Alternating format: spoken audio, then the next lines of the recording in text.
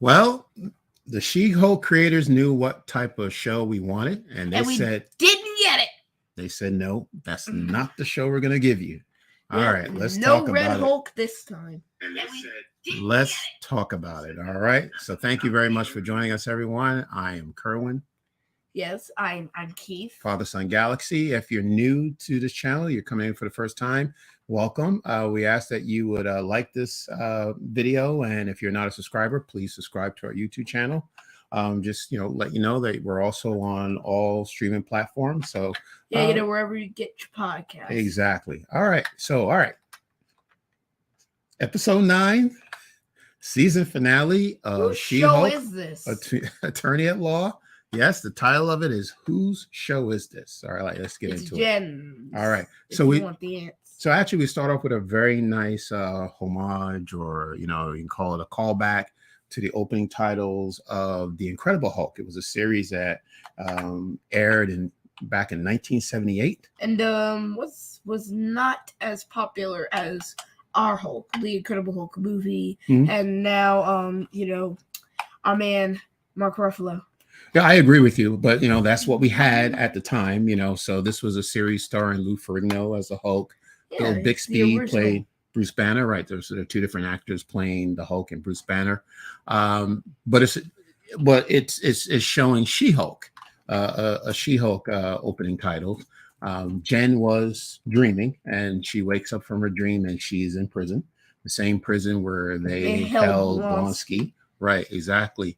So apparently she was charged. I don't think they ever said what she was charged for. I don't know. But yes, she's charged, and she gets a visit from Pug and Nikki and Mallory. And Mallory's her lawyer. Right. And then Mallory says to her, well, there's a plea bargain on the table.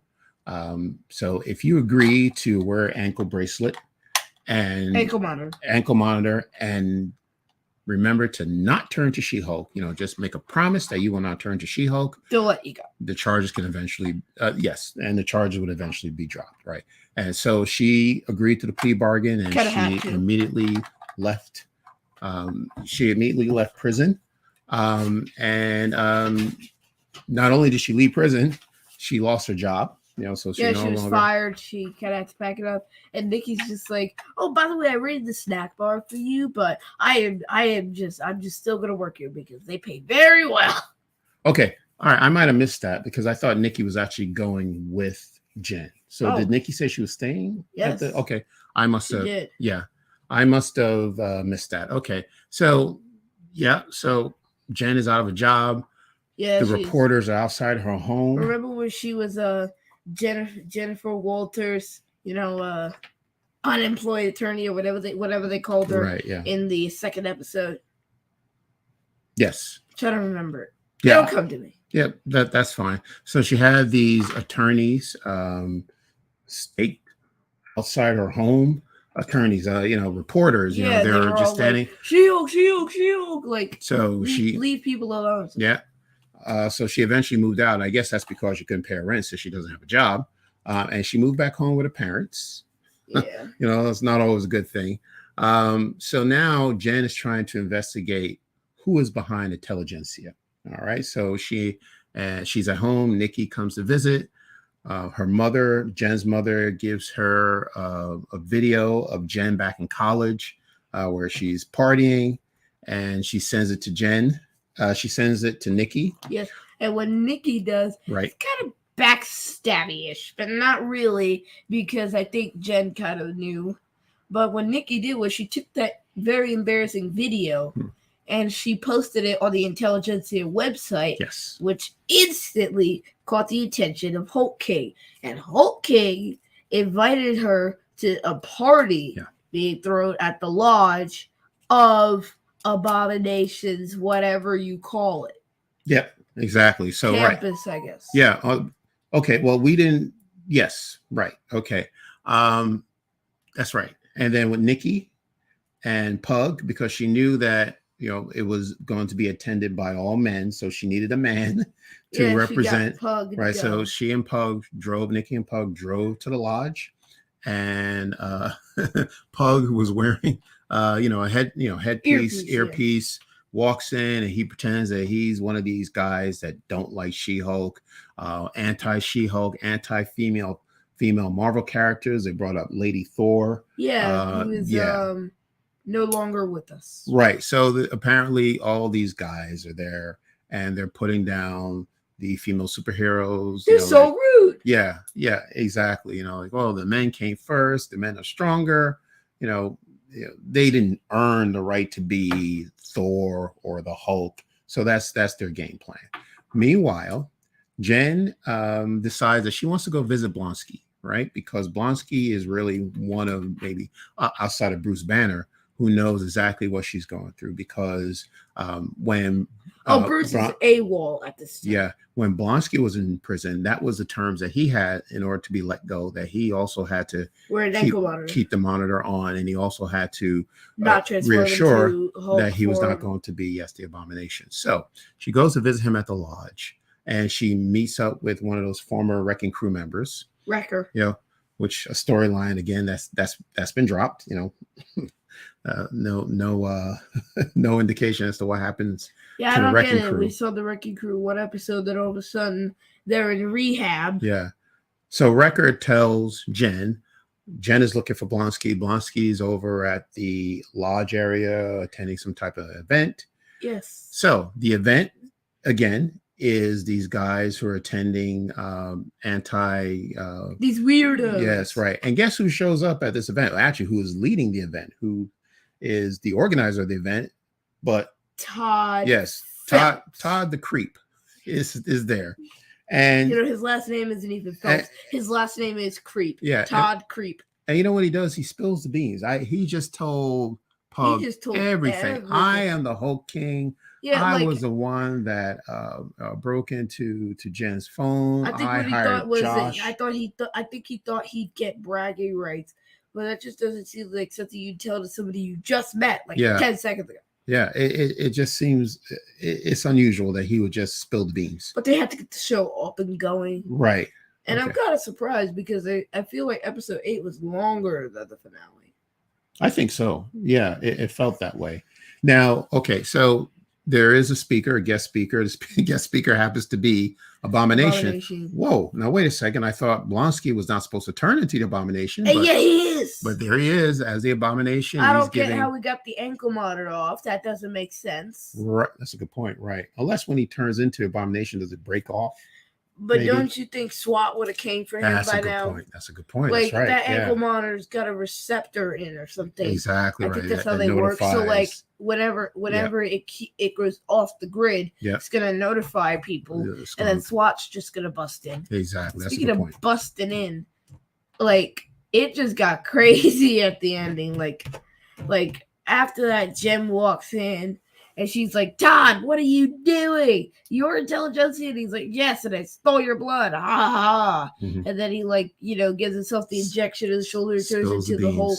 Yeah. Which was so weird to see. Very weird. Yep. And then Titania busts through the side. For no particular reason. Bruce just falls in through the ceiling. Right. And then they're just all fighting these people. Right. Like Bruce is up against Abomination. Titania's throwing back at left and right, and just like, hold up, what is happening? And then for some reason, Nikki ran in there, and she's like, he's intelligentsia. And then everybody's fighting somebody, and Jen's just like, hold up, now hold on. To be honest with you, when I saw the title of the episode, so it's Whose Show Is This? I got the impression that there were going to be some cameos because we're going to have to find out, okay, this person's showing up, this person's showing up. So whose show is this? That's what I assumed. Right. So, yes, and that's exactly what we got. I mean, Titania just showed up out of the blue. Then Bruce Banner is there, right? And, long and end credits. At this point, I'm wondering, okay, something's wrong here. This all does not make any sense. Jen apparently agrees, and she said, well, is this what you guys wanted? Talking, the fourth wall talking to us. Is this what you wanted?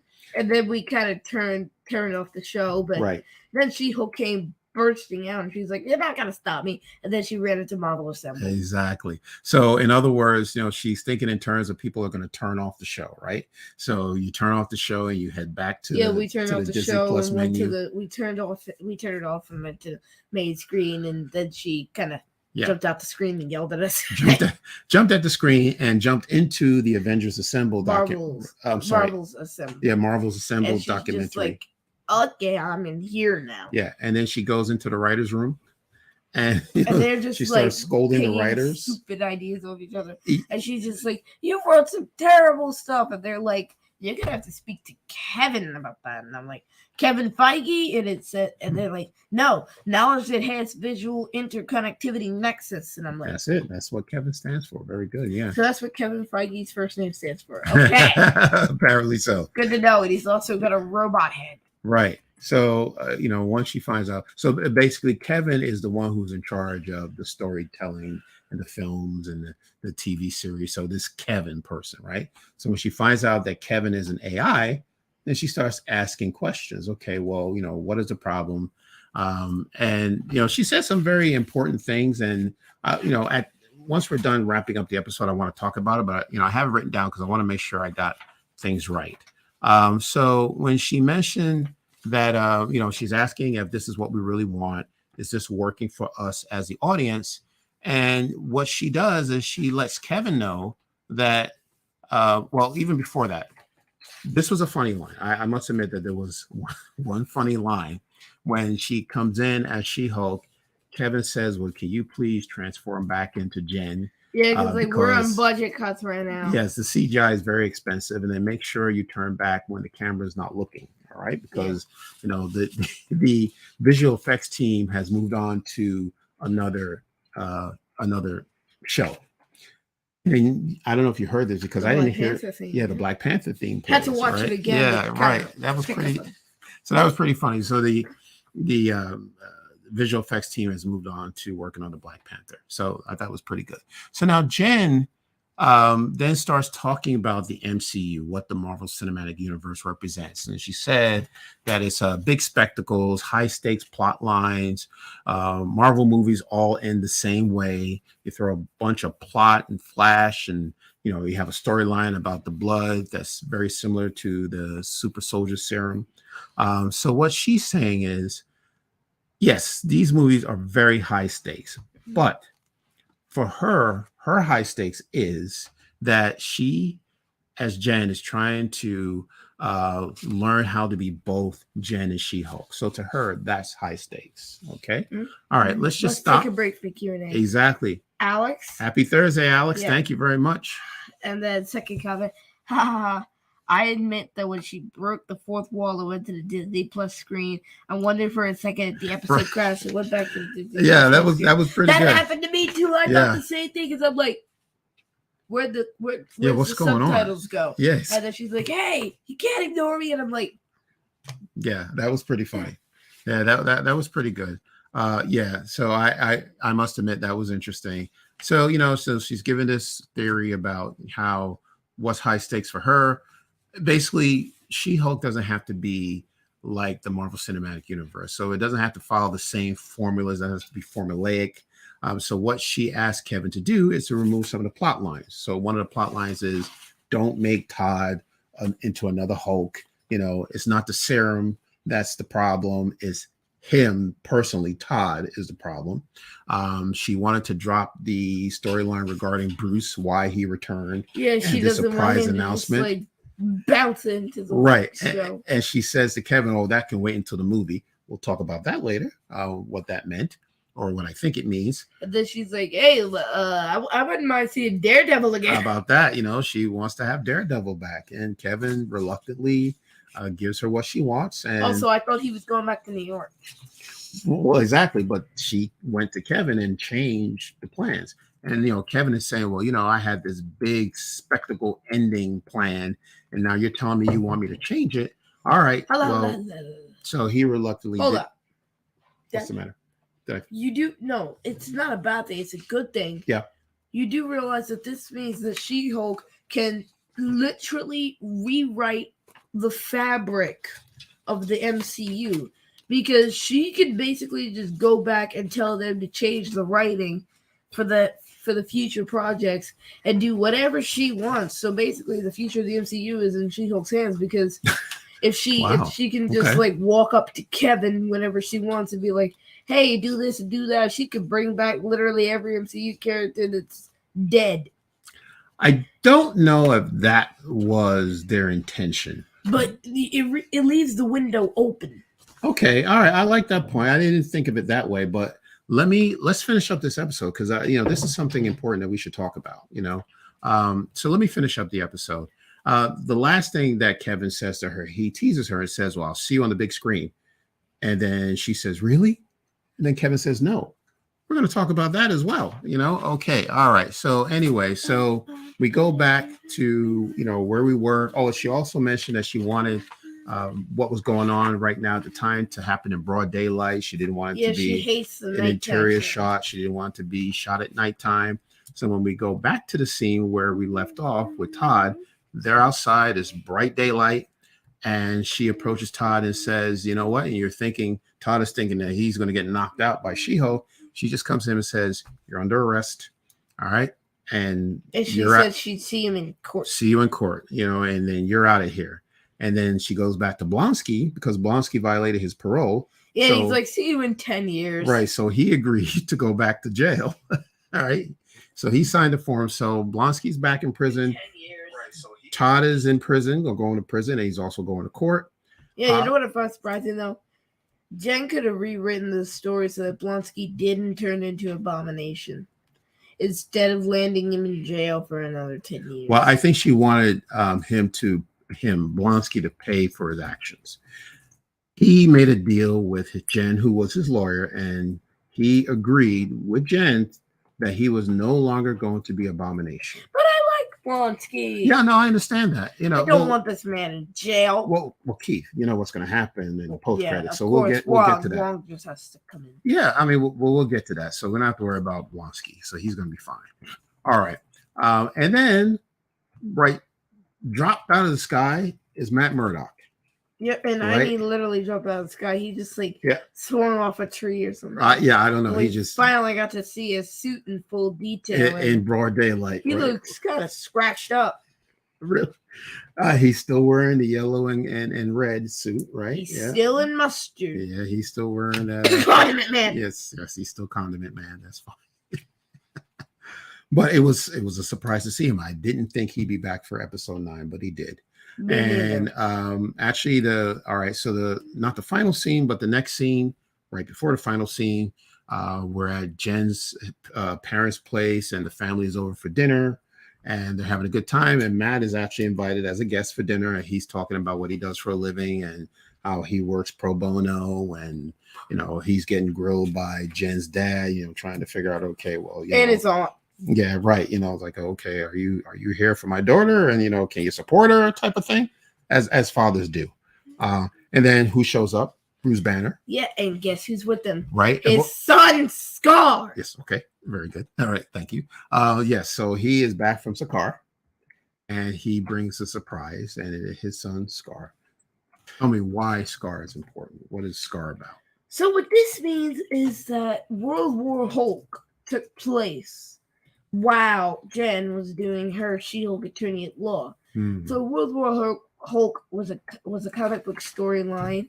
Oh, by the way, Scar's first appearance was in World War Hulk number 5, November 2007. Yeah. But that was a comic run that featured the Hulk on Sakaar, got a wife, had a son, happy family, had some friends, Korg and Meek, who you might know from Thor.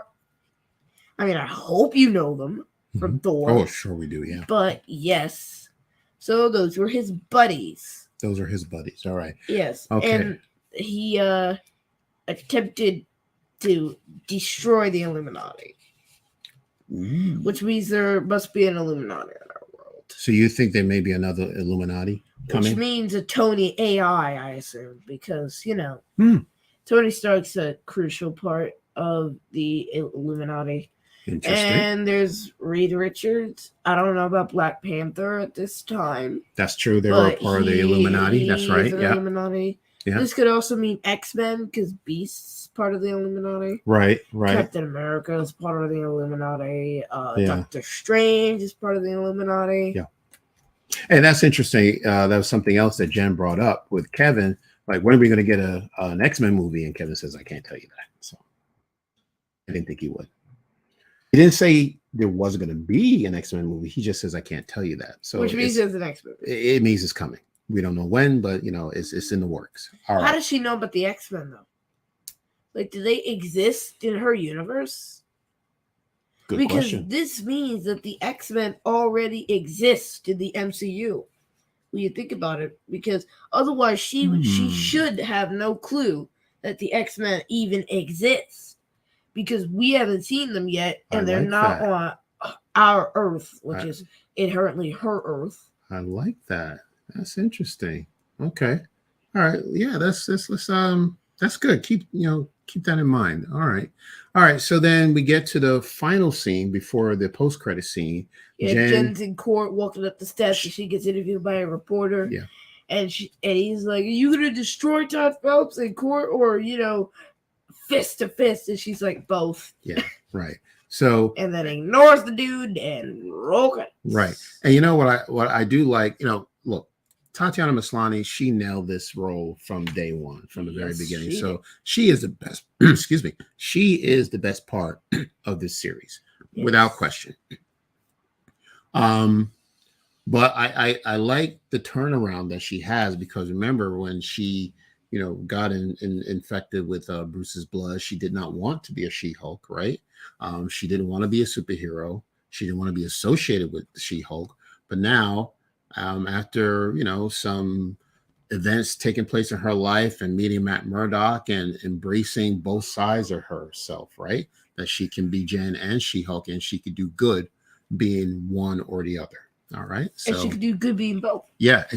Yes, that's what I meant to say. She can do good being both. Right. So that was pretty cool. That was very nice. So okay, so it ends. We get a post-credit scene. Wong just meddling with the law, becoming public enemy number one, because he just can't leave Blonsky in prison. I don't know what Wong and Blonsky are doing. But you just said you wanted Blonsky out of prison. I do. I want him out of prison. But he's out of prison. Yes, he is out of prison, Dad. But why does Wong keep breaking him out? I don't know why. Well, anyway. Yeah, absolutely. Well, I'm sure there's a reason for it. Let's Wong take a break. Q&A. All right. So Q+ from Alex. I heard a theory somewhere about how Charles Xavier wiping out people's memories about the X-Men. But yeah, that goes back to the question of how Jen knows. I'm curious what you think of the theory. I have never heard this theory before. That's a very good point. I don't know. Okay. Yeah, that's interesting. I don't see if we did bring back the X-Men into the MCU, I don't see why that would need to happen.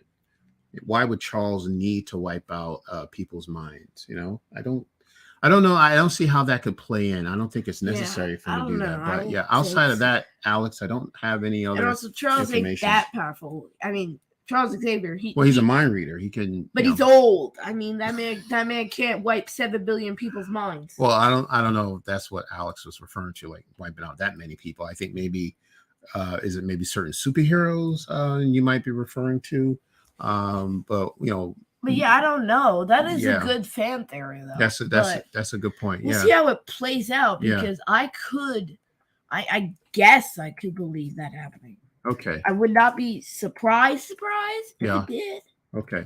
All right. Well, let's wrap up. Do you have any thoughts on this episode? Anything you want to add to it? What you overall thoughts? No. No. Okay. All right. So can I give you my thoughts? Yes. All right. Please okay. do, Daddy. I'm on the fence with this episode. It is, like I said at the beginning, it wasn't what I expected from this series, and they gave us something else. I'm not necessarily sure that I agree with Jen's position that it's a bad thing to be a part of the MCU and to have something where the stakes are high and you've got a big plot line and there's something that needs to be resolved. It is formulaic, but it works. And the reason why it works in the MCU is not just about the action, it's the storytelling, right? In my opinion, some of the episodes that some of the films that I've watched, the MCU films, are, to me, some of the best written films I have ever seen.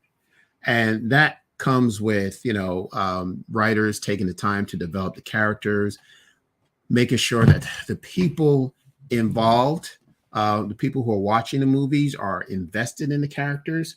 And that's why it meant so much. It was so impactful, people who are listening, just let me know what you think. If you have a favorite MCU film, let me know.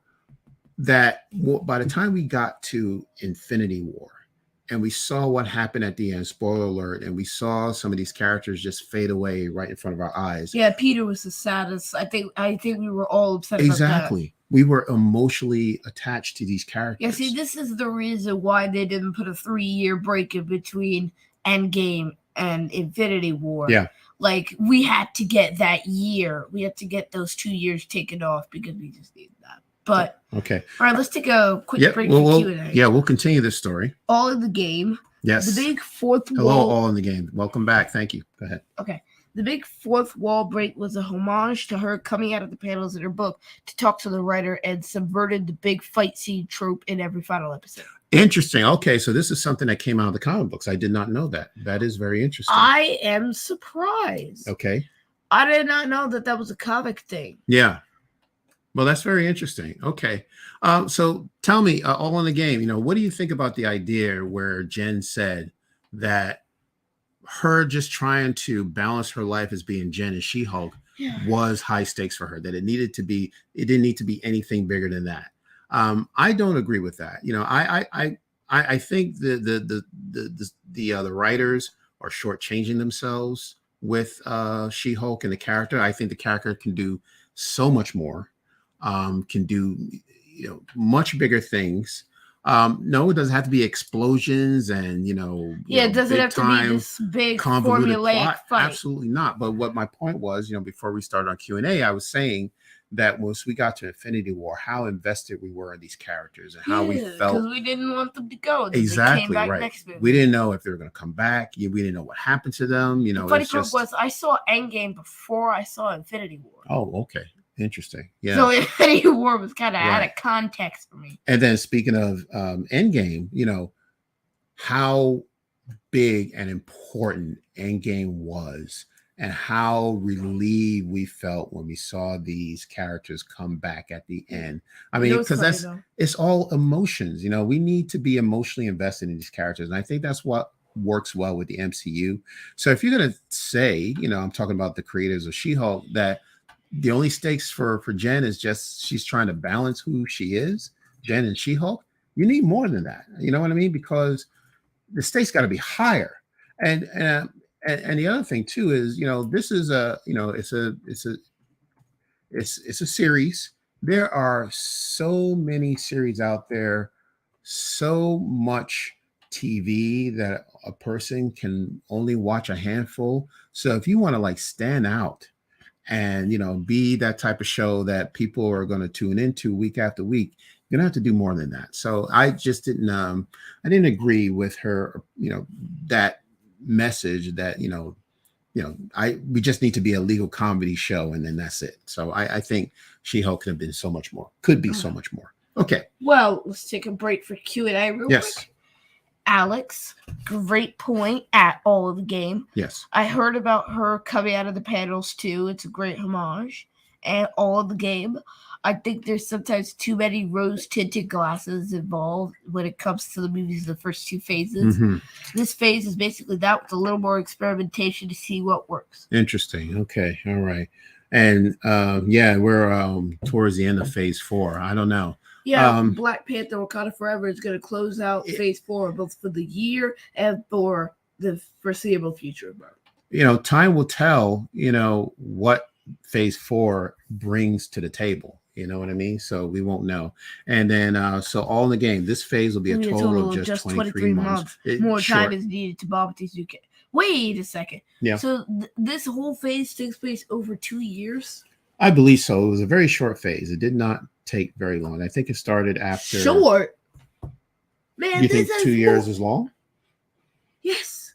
Man, this has more TV shows and movies than the first two phases combined. Okay. Phase 3 takes second place, but like not even closely. Mm-hmm. All the other phases are so short compared to this. This has like 30. We're talking about phase 4, right? Yes. The current phase. This has like 30 different things in it. It started with WandaVision, is that right? Or did it start before WandaVision? It started with WandaVision. Okay. And that was over a year ago. Almost 2 years ago. That was January of Endgame closed phase 3. You know, it's funny. I saw Endgame in 2021. Yeah. So by then, everybody had spoiled the movie for me. They were all like, "Oh, Captain America lifts Thor's hammer, Mom." Okay. All right. Not going to throw the producer under the bus, are we? Oh, yes, we are. Okay. Mom. All right. All right. Well, so, this phase is going to wrap up. Black Panther is going to be the ending of phase 4. So there's, all right. So let me see. Are we done talking about, I think that's it with She-Hulk. Is there anything else you want to add? Nope. Anything else you want to add? Okay. No, I think that's it. That's all I had. Okay. You know where to find us. Well, no, wait. I mean, that's all we had about She-Hulk. I got a few other things to say. Yeah. Okay. So we know that. Okay. Yes. This was it. The part where she says to Kevin, or Kevin says to her that see you on the big screen, and she says really, and Kevin says no. I don't believe that. Won't be in Secret Wars because that seems like an absolute lie. I still believe that she will be in Secret Wars. I do not believe that she will not be on the big screen. She should be on the big screen. She deserves to be on the big screen. So I'm not buying that she's not. I still believe she's going to be a part of the Avengers. That's what I still believe. So she will be on the big screen. It's just a matter of time. She will be an Avenger. I'd just be very surprised if they don't make her an Avenger. I think they're just limiting her character, because she deserves to be one, just like Captain America or Thor or Iron Man, So that's me. Okay. All right. So Alex, great point. Not Iron Man. Yep. Dang it, Spidey. Great point, Kerwin. Out how there is good storytelling, and the formula has worked. I think the finale was a fun way to poke at the criticisms and have fun twist too. Yeah. On the game, phase 1 equals 6 projects in 4 years. Mm-hmm. Phase 2 equals 6 projects in 2 years. Phase 3 equals 11 projects in 3 years. Phase 4 equals 17 projects in just 23 months. Wow. No studio, even one of the best people, can put out 17 bangers in that time frame. Yeah, it's just I got you. Not possible. I got you. Less is more, and the introduction of D+, which constantly needs new content, hasn't helped. Yeah, and that's a good point, because it's not just the films; it's also the Disney Plus series. And Disney Plus, the other phases didn't have Disney Plus, right? So really, phase 4 started with the series and the film. So there was a lot more to see. I've heard that argument as well, that people are thinking that there's just too much. Yeah, people are thinking this phase was too loaded. Yeah, it was just too much information, just too much to see in too little time. I don't know. Maybe that could have been the reason why. Maybe say phase 4. And look, it's my opinion. People, there might be people who think phase 4 is the best phase. But phase 4 might have fallen short because it was just too much information for people to follow and to understand. I think there was a confusion too with when these Disney Plus series came out. People didn't know whether they needed to see the Disney Plus series in order to understand the films. And then I remember Feige saying, well, no, you don't need to see the series to see the films. But I can't say if that's true. I think you need to see it all, and they want you to see it all, but it was just, it's too much. Yeah. Okay. All right. So then that is our wrap up of She-Hulk. All right. The season finale. Apparently it will be back for a season 2. Would you be interested in watching a season 2? Yeah. Yeah. Okay. All right. Well, good. If you're interested, I am interested. So that's cool. So now let me just let you know. So because this is the last episode, we are still going to continue having our Thursday live stream. Yeah, we'll still do our Thursday slot. Right. So keep remembering to tune in on Thursday. Right. Guys. So what we're going to have for next Thursday. Now, of course, what's next for the MCU is Black Panther. Black Panther, Wakanda Forever.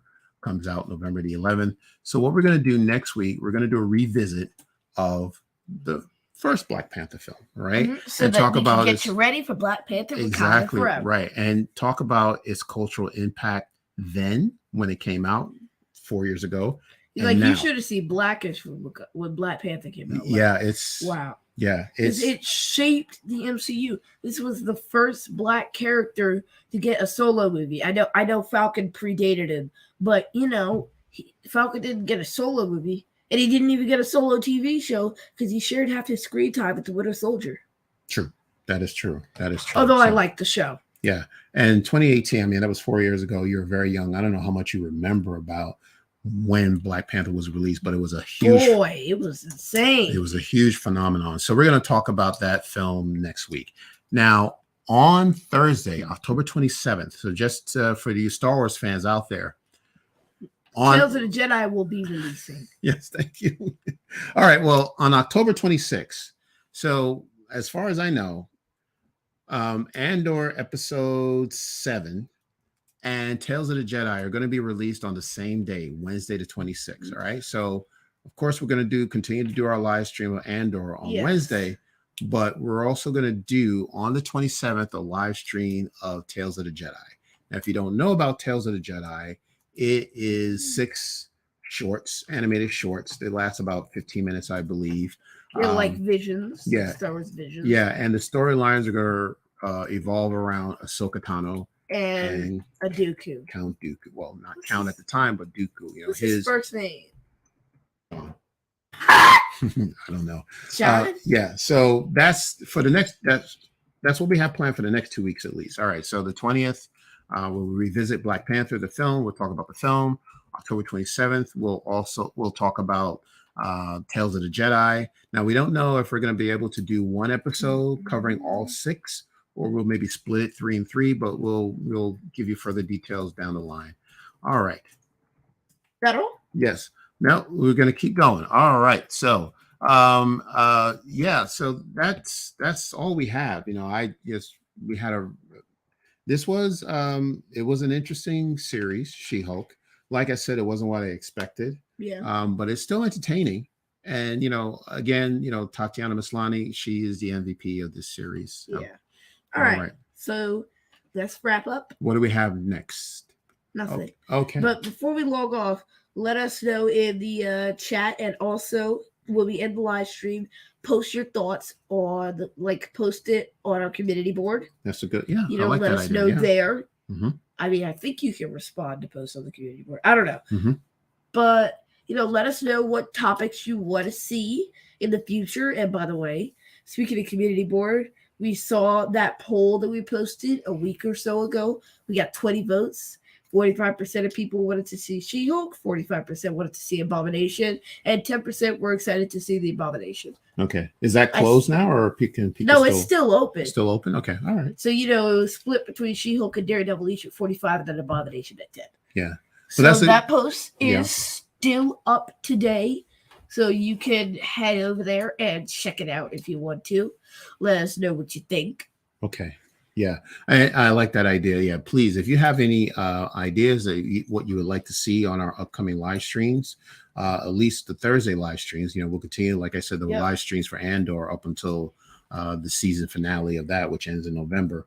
But yeah, let us know if you have any comments or questions or topics that you'd like us to discuss. Please let us know. Okay. All right. Looks like we have a new comment. Yes. Okay. All right, and we're going to pull that up shortly, but in the meantime, where can people find us, Keith? All right, you already know where to listen to us. We're on Facebook, Twitter, and Instagram at Boston Galaxy. Please donate to our Patreon page. Please donate to the Patreon page. Mm-hmm. Check out Spreaker and visit our website, bostongalaxy.com. All right. Here's the show. Yes. Not show. Alex. Mm-hmm. She-Hulk is the most fun MCU show so far. A bit choppy and some filler. Yeah. But it was good and unique, and I hope to see a season 2. All right. Us too. Yeah, I'm with you. Look, like I said, it wasn't what I expected, but when season 2 comes along, I'll be on board. We'll be ready. All right. So you know what, guys? Yeah. Any other episodes you want us to make during our Thursday live stream slots? Let us know in the comments down below, or see if you can do it on the community board, and we will read them. All right. See you later, guys. That is it, everyone. So thank you very much for tuning in. We will see you next week. But until then, take care, and we will see you again.